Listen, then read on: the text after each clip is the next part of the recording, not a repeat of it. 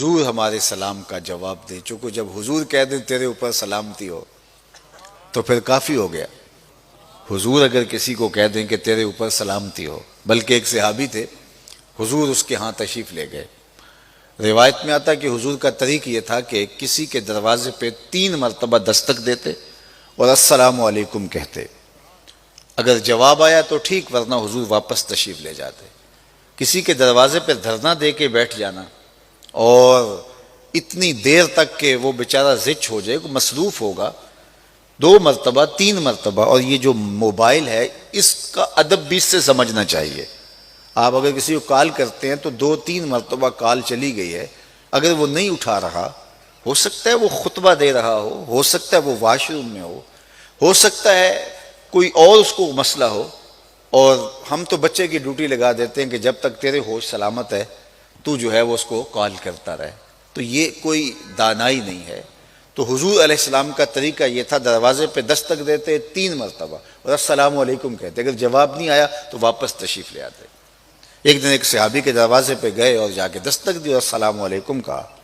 اس نے دروازے کے سوراخوں سے دیکھا کہ حضور علیہ السلام ہے، تو اس نے ہولے سے کہا وعلیکم السلام، اپنے جی میں کہا۔ حضور نے پھر دستک دی اور کہا السلام علیکم، تو اس نے پھر ہی من میں کہا وعلیکم السلام۔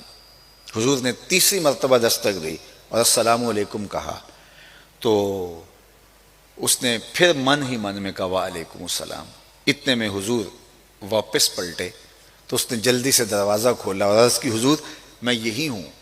فرمایا میاں میں نے تو 3 مرتبہ السلام علیکم کہا، اب تو جا رہا ہوں۔ عرض کی حضور میں نے 3 بار سنا، جواب بھی دیا، لیکن میں قصداً ہولے بول رہا تھا، میری آرزو یہ تھی کہ حضور بار بار مجھے سلامتی کی دعا دیتے رہیں، السلام علیکم السلام علیکم السلام علیکم، تو میری آرزو تھی کہ بار بار حضور مجھے سلامتی کی دعا دیتے رہیں۔ اللہ اکبر۔ تو حضور سلام کہیں تو وہ نہال ہو جاتے تھے، اور پھر اگر وہ سلام عرض کریں اور حضور جواب نہ دیں تو پھر ان کی کیا کیفیت ہوتی ہوگی۔ تو صحابی نے جا کر السلام علیکم، تو حضور نے رخ پھیر لیا۔ اس نے سمجھا شاید التفات نہیں کیا، اتفاقاً بھی ایسا ہو جاتا ہے، تو جدھر رخ پھیرا ادھر سے جا کہا السلام علیکم۔ حضور نے پھر رخ پھیر لیا، سمجھ گیا کہ کوئی ناراضگی ہے، لیکن اس کو یہ سمجھ نہیں آ رہی تھی کہ ایسا کیوں ہے، چونکہ وہ ایک لمبے عرصے کے بعد آیا تھا، سفر پہ تھا۔ اس نے صحابہ سے پوچھا کہ میں تو ایک عرصہ غائب رہا ہوں، میں اندازہ نہیں کر پا رہا، تم بتاؤ کہ حضور کی ناراضگی کا کیا سبب ہو سکتا ہے۔ میں نے سلام پیش کیا، حضور نے جواب نہیں دیا۔ تو انہوں نے غور کیا اور کہا تو نے یہ جو سونے کی انگوٹھی پہن رکھی ہے، حضور کی ناراضگی، سونا اور چاندی امت کے مردوں کے لیے حرام کر دیا گیا ہے، صرف ایک انگوٹھی، اور وہ بھی 4.5 ماشے کے وزن تک نہ پہنچے، پہننا جائز ہے، اور سونا تو مرد کے لیے بالکل جائز نہیں ہے۔ اس کو آتش دوزخ کا انگارہ قرار دیا حضور نے۔